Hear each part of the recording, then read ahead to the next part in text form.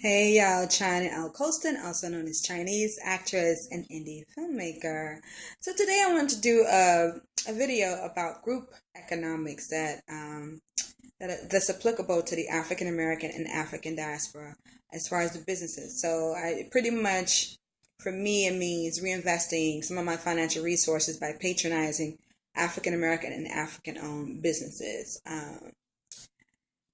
I want to shout out some of the entrepreneurs that I have patronized recently. For example, I shouted out these earrings in an earring and accessory video, but I forgot the name of the merchant. She goes by Mama Moja. Mama Moja, I purchased her earrings in Harlem on 116th. I think it's in Lenox. It was pretty much, I had gone to Mist Harlem. It's another African American owned business. It's a venue, whereas people utilize their space to showcase film screenings. I have theater performances, spoken word poetry, live music. There's also an eatery and a bar inside the place. But yeah, it's African American owned, so it's a really lovely place. I don't think it's been in existence longer than 3 years at the most. Again, it's called Mist Harlem. Take the 2 or 3 train up to 116 to Lenox and walk left. If you're coming from uptown, and if you're coming from downtown, you want to walk right. It's like a half a block off of 116th and Lenox stop.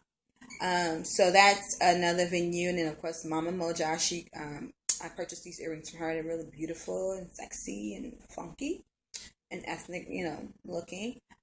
Also, Raw Space Gallery, Imagination, this husband and wife team, they own Raw Space Gallery. It's an art gallery. They also hold special events. They hold film screenings there. You can rent it out for film screenings, for theater performances, spoken word poetry, whatever. But it's Black owned, and it's in Harlem. 122nd Adam Clayton Powell, 2031. I think West Adam Clayton Powell is the address. But Google Imagination, one word, Imagination, or Raw Space Gallery, owned by an African American couple. Also, I just purchased. I'm going to show you the items later, but I'm going to talk about. Shout out to Sunshinelovespeace.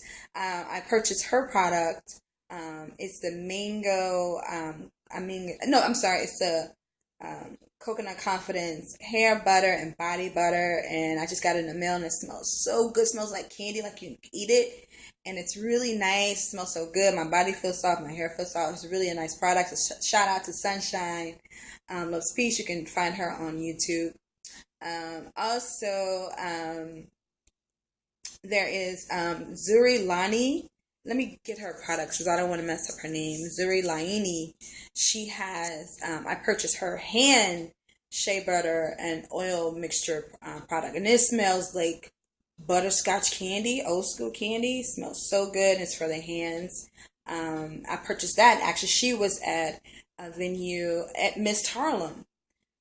So I'll also put her information in the description section. New Ade, this is an African American woman in Brooklyn. Shout out to Brooklyn. In Bed-Stuy, she has a beautiful hair oil that smells so good. Smells like, you know how you walk into an African bookstore or a bookstore that's mostly African diaspora authors.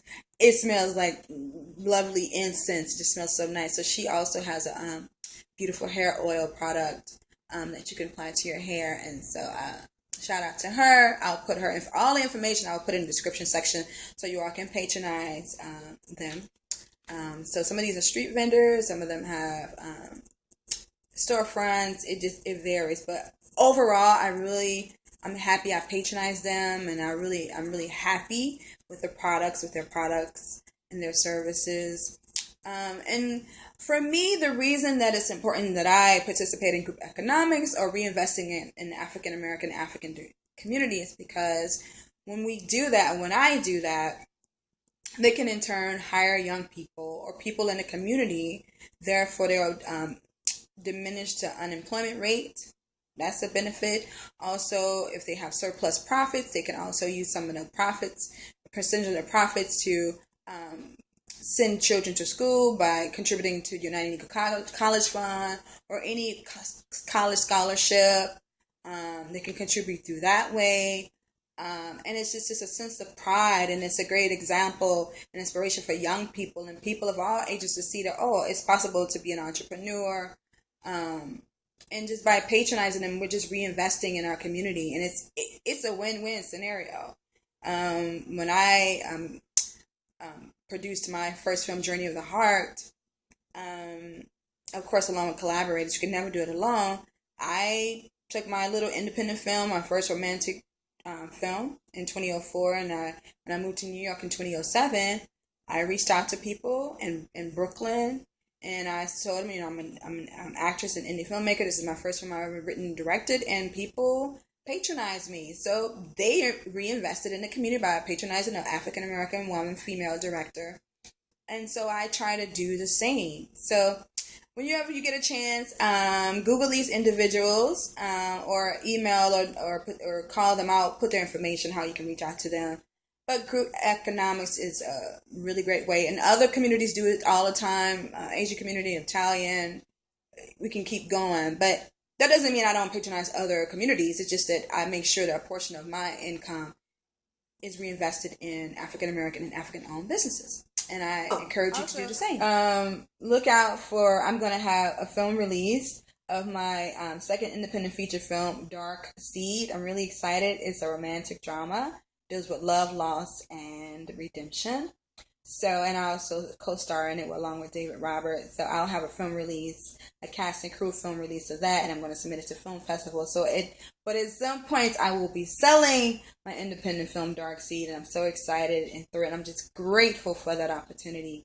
So hopefully you'll be able to have the means to patronize me when I sell Dark Seed. All right, peace, Chinese.